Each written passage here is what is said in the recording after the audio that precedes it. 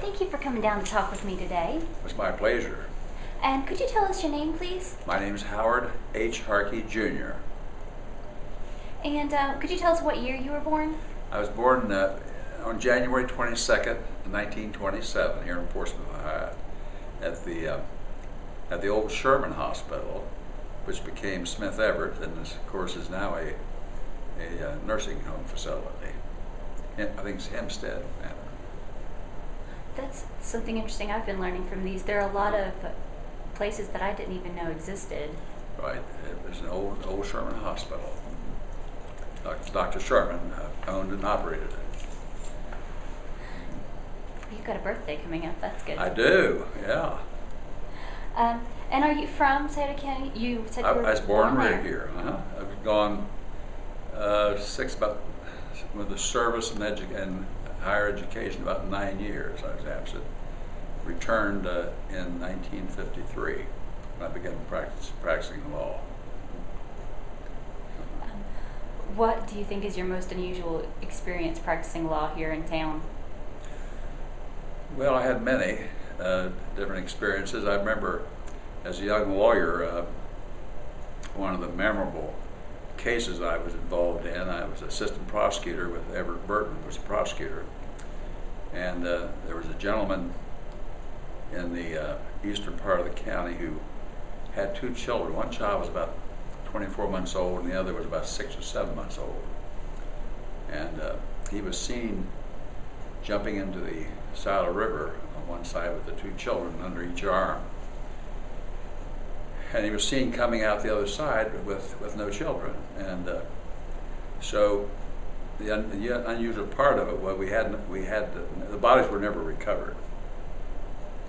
So we had to try a murder case without any bodies. And that was difficult because there might be some doubt as to those children being alive and so forth in years to come.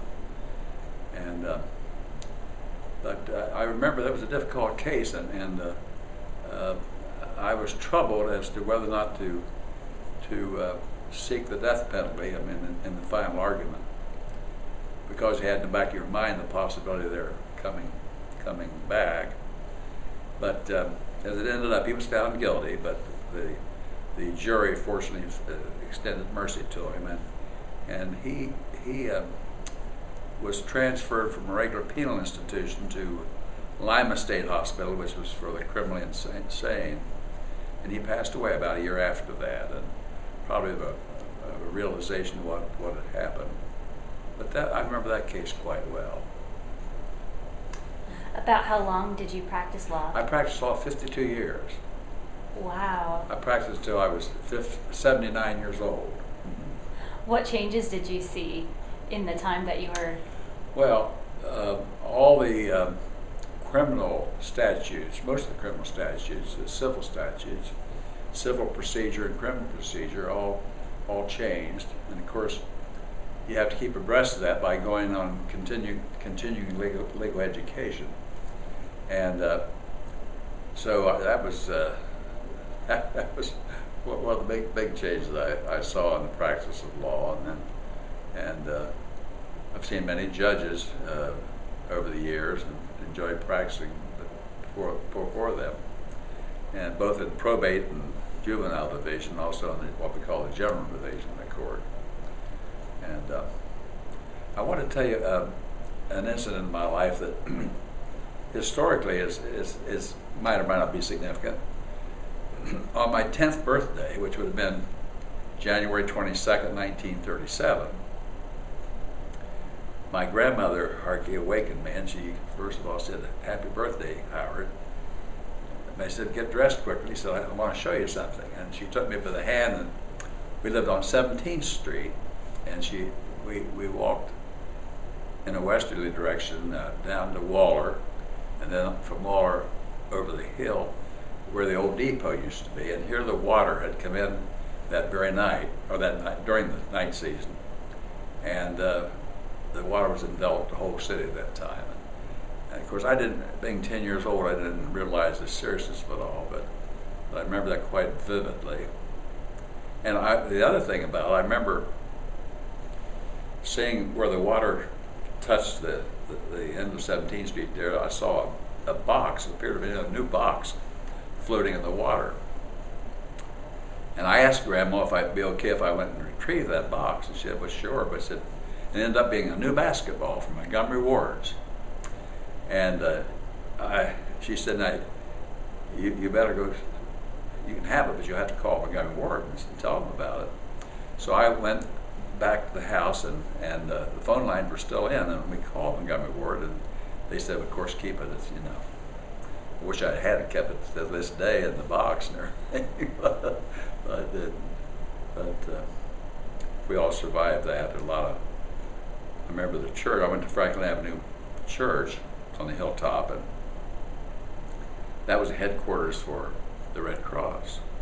And I remember mother taking me over there, and she would cook and help and to feed many people there and so forth. So it was a nice experience. That's something interesting that Yeah. I hear a lot of people say when they talk about the flood. They always sort of cap it at the end with, you know, it was good to see people work together. It was not.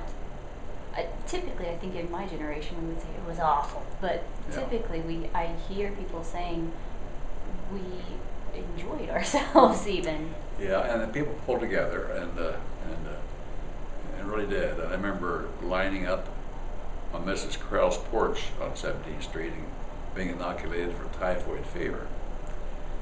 And I remember so little things about it. But I wasn't conscious of the seriousness of it at 10 years of age. But it was a busy time, and people really did pull together, and were better next following it all. Yeah. I know a special interest to us. I know that you were on the library board here for a while. Yes, I enjoyed that, and when I can't remember the exact years, in the 70s, I think. That particular time, I was conscious of the fact that the employees here were paid relatively low wages. I mean, hourly wages, it was awfully bad, and the board at that time spearheaded a movement to become more realistic in the competitive scale, so to speak. The other thing I noticed while I was on the board, the price of books, hardbound and softbound, in place of hardbound, was they were very reasonable in price, $3, $4, $5. And by the time I left the board, why they had risen to, let's say, maybe $20, and of course they're higher than that now. But like everything else, the price has gone up. But I was especially proud to be a part of the board that first of all raised the salaries to a realistic scale, and then we had the first edition that was put onto the library, and that was a nice achievement too. But I enjoyed the service on the library and made some good friends, and the financing of it, I remember, was from the inheritance tax. We call it inheritance tax back in those days. Personal property tax, I think, played a part in it, perhaps still does, I don't know. But and the networking was coming in at that time, networking between libraries, and the loaning of books was come about that time. So it was an interesting time. About how long did it take to get everything organized for the edition? Oh my, it took planning from the beginning. It probably would 6-7 months probably, and then to come in to full fruition, it was a year or better, as I recall. But and I'm so happy and proud of the current edition. My goodness, when I say current, it's been several years now, but the newer edition is just so attractive and so comfortable and nice. It's really wonderful. And I will also say that I appreciate and utilize the mobile library services now. I currently live at Hillview Retirement Center.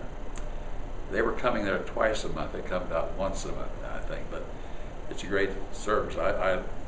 I like to read the large print books, and they have mostly all large print books on the mobile library. So I appreciate that, and the ladies who are on there are so accommodating, and I appreciate that very much.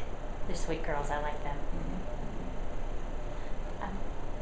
Let's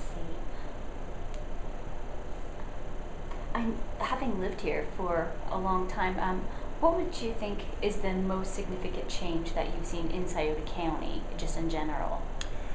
Well, I think the thing that I've noticed in the whole county overall is the loss of our industries. I remember we had Williams Manufacturing, Selby Shoe Manufacturing, Mitchell Lace, and Excelsior Shoe Company, and in fact, I knew many of the people that worked there and managed it and so forth.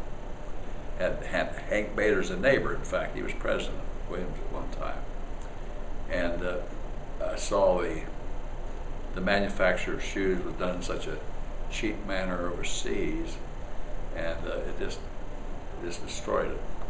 And the same thing happened to our steel industry here, as you're probably well aware of. And steel was made so cheaply overseas and so forth, and our steel plant hung on, and finally ended this production. And then we had the coke plant that maintained itself for some time. And I think that's a significant change I've seen, and it resulted in loss of population, of course, too. But I've always been happy and proud of Portsmouth, and always have to. It's a wonderful place to raise children, and so I'm real proud of Portsmouth. Still am. I want to make sure, I don't want to cut you off if you No. have anything else you want to talk about. No, I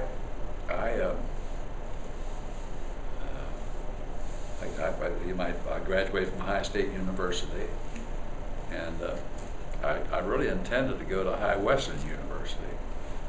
And there was a fellow named Gib Jones, who was the son of Marvin Jones, that had a Lincoln Mercury agency here, and Gib and I knew each other real well in high school. And he said to me one day, he said, "Howard, I'm going to go to Ohio State, and I'm going to have a car with me." Well, I knew that our family did not have a car, and I ran through my mind, rather than ride the bus back and forth to college, I'd get a free ride. So I went to Ohio State, and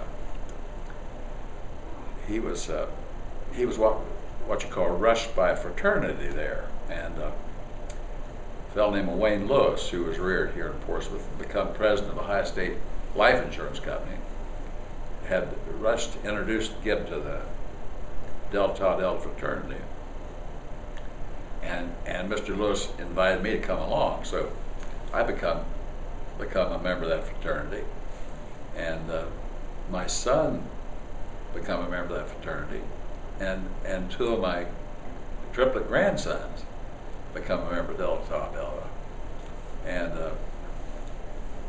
I have a warm spot in my heart for the Delta Tau Delta fraternity because it's how I met my wife, Mary Lee, and her older brother, Sam White, from up in Charleston, West Virginia, came to Ohio State University. My wife's father was a veterinarian in Charleston, West Virginia. He trained at Ohio State, and he loved the university by virtue of that fact, that he wanted his children to come to Ohio State. So one day, Sam White, my wife's brother, older brother, was my little brother in the fraternity. And one day he introduced me to Mary Lee. I was a senior and she was a freshman, and I wasn't too interested at that time. And but then later on, she came to Portsmouth to help open up the Smith Everett Hospital.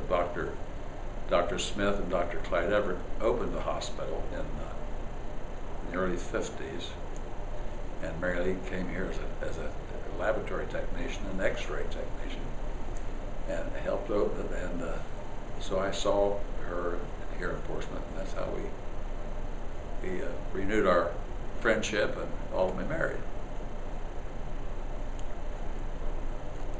So back backing up just a touch, then you must have went to Portsmouth High, is that right? I went to Portsmouth High, graduated in 1944, and I was active in music at the time, and had a little dance band in Portsmouth. And had a lot of fun marching the marching band. We had close to 100 or 110 people in the band at the time. And then I was 17 when I graduated, and I played saxophone and clarinet. I played what we call woodwinds, and I went to Ohio State, and I was 17, so they didn't draft me until I was 18. So I was able to complete a year of college. Well, I was active in music there at Ohio State, and I discovered that the marching band, which is all brass, didn't have enough brass players because of the war. And they let saxophone and woodwinds play, so there were eight saxophone players in the band at that time, so it was a great thrill for me to march in that wonderful band at Ohio State for that 1 year. And then I was drafted following that, and served in the Navy, latter part of the war, and then was recalled during the Korean conflict for 2 more years, and then I come back. That was from 51 to 53 when I graduated from law school, and I spent 2 more years in service, and then come back in 53 and started practice. But I have a couple of grandsons. I don't know whether you knew that or not. You mentioned it. They're 23 years old now, and my wife and I just I lost Mary Lee in August of 2010, but we had more fun watching those boys grow up, and they have a sister, of course, and who incidentally is a nurse now. Her name's Heather, and she's a nurse for the city school system. And the boys are 5 years younger, and they're just completing. 2 of them completed undergraduate work, and the third is graduating from Shawnee this spring. And the one wants to study law, and the second is enter medicine, and the third wants to be a physician's assistant. So it's been fun. They were all active in sports and following their interests. So it was a great experience. Can I ask you, when you were drafted, how did like your family and the community around here react to that? I can't even imagine something like that. Oh, well, it is part of life and living then, and you had a little physical here in Portsmouth, and then they'd send you to Columbus, for a place called Fort Hayes at that particular time. And most fellows went in the Army, but they asked me. They said, "You're a pretty good sized fellow, and pretty good health. Would you like to go to the Army, Navy, or Marines?" And I'd always heard about the Marine Corps, and I said, "Well, I'd like to be a Marine." And they said, "Fine," and they sent you from Fort Hayes down to the post office. And I walked in and said, introduced myself, and said, "I'd like to become a Marine." And they said, "We're sorry, son, the quota's filled. You'll have to go to the Navy." And I said, "Well, I don't particularly want to go to the Navy." And they said, "Well, you're going to go." And so I went on to the Navy and so forth. Enjoyed it very much. What was your job in the Navy? And my job in the Navy, they sent me to school in Washington, D.C. after my boot training, and brought me back to Chicago, and they had trained me in railroad transportation. So my job was to make up troop trains and hospital trains. And I was stationed in downtown Chicago, which was a nice experience. And then I had an opportunity to take a trip to California on one of the troop trains and deliver men out there and so forth. So it was a rewarding experience. Yeah. Well, I know you mentioned all those grandsons and granddaughters. Is there anything that you would like to have on camera as advice to them or to anyone in general? Well, that's a good question. And my best advice that I could possibly give, I think, would be to so live their life that they build upon themselves a reputation of truthfulness and honesty and integrity.